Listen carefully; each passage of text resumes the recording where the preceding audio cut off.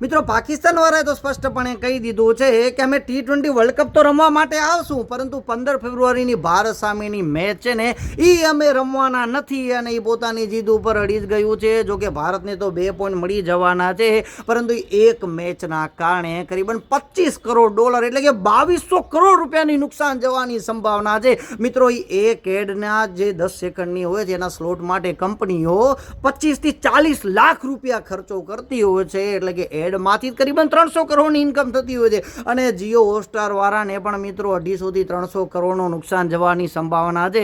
અને એક મેચ ન રમવાથી પીસીબીને પણ કરીબન 150 થી 180 કરોડનું નુકસાન જવાની મિત્રો સંભાવના છે. હવે બીસીસીઆઈને તો કોઈ ફરક પડવાનો નથી, આપણો બોર્ડ તો સદ્ધર જ છે. આ જે મેન જે નાના નાના દેશો છે એને જ નુકસાન જવાનું છે, આપણને તો આનાથી કોઈ ફરક પડવાનો નથી. અને ગ્લોબલ ક્રિકેટ ઇકોસિસ્ટમ છે ને એના ઉપર મિત્રો 4500 કરોડનો ખર્ચો મંડરાઈ રહ્યો છે કે આટલો નુકસાન જશે જો મિત્રો આ ટોટલ આ મેચ ન થઈ અને આવી પ્રોબ્લેમ આવી તો. જો કે હવે યાર આપણાને ખબર છે કે મુખ્ય રીઝન શું છે, એ શા માટે રમવા આવતા નથી.